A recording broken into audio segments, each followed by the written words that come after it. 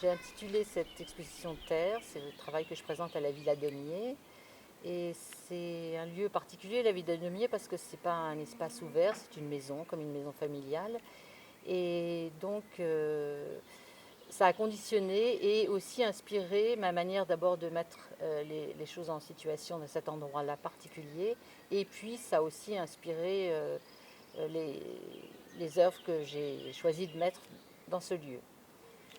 J'ai travaillé sur les 4 éléments, donc, qui sont inhérents à la vie et de tous, de notre planète, et aussi qui m'ont habité depuis très petite, puisque j'ai vécu en partie au bord de la mer à cause de mon origine normande.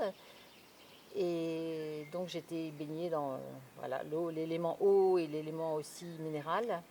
Et puis aussi la partie de mes origines, qui est partie serbe, et qui est donc un lieu sans mer, et beaucoup plus, où la terre est beaucoup plus présente et une forte imprégnation sur leur culture. Au rez-de-chaussée, nous avons l'évocation de la terre comme matiera prima, élément solide, dense, mais aussi souterrain et obscur. C'est la terre matrice qui produit les minéraux, les végétaux, etc. Et par conséquent les éléments du vivant. Elle est source de vie et de régénération. Je travaille par stratification de minéraux broyés comme le marbre, l'ardoise, le calcaire et les matières végétales. La cendre parfois aussi est présente. Tout interfère pour créer un monde qui, comme notre monde, procède également d'éléments se conjuguant et s'opposant en perpétuelle transformation.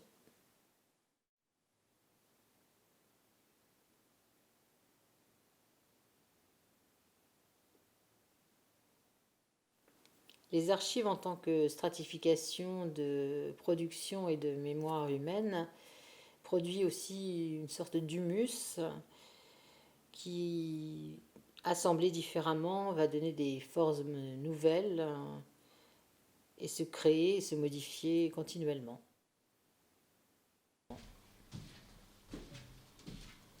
À l'étage supérieur, on découvre une petite pièce emplie de terre dans laquelle on ne peut pas pénétrer. Ici, les chaussures qu'on laisse à la porte. Cette pièce est une sorte de foyer et une allégorie du feu. Un centre de vie avec sa chaleur et sa lumière qui rapproche les êtres, mais aussi un endroit où on peut cuire la nourriture ou forger des outils. Dans cette niche se trouvent des bustes inspirés des costumes traditionnels serbes, à l'intérieur desquels sont inscrits des poèmes écrits par des paysans serbes. Cette terre nourricière qu'ils travaillaient les inspirait. Ils étaient littéralement habités par cette terre, et de ce feu intérieur est née leur poésie. Et donc ce foyer est aussi une forge. Après le feu régénérateur vient le végétal et la germination. Ici, nous avons une gousse de luzerne qui, après avoir perdu ses graines, s'enroule en forme de spirale, qui est une forme naturelle assez fréquente, entre autres dans le règne végétal. C'est le cycle de la vie. On voit ici ces canaux dans lesquels a cheminé la sève. Viennent ensuite les graines. Certaines germent déjà. J'habite entourée d'arbres et de plantes et j'ai eu envie de leur rendre hommage, de les magnifier en quelque sorte, pour la vie qu'elles nous apportent et aussi pour la beauté et l'intelligence de leurs formes. Ce sont de véritables petites sculptures. Là, on peut voir des dessins matières. Celui-ci figure un arbre mort, visiblement foudroyé, et qui nous rappelle la fragilité de la vie et son impermanence. Dans la dernière pièce, nous trouvons la figuration de l'eau, sans laquelle aucune vie n'est possible. C'est une matière fluide, sans forme établie, et qui nous échappe continuellement. Là, des gouttes d'eau, une figuration de la pluie nourricière.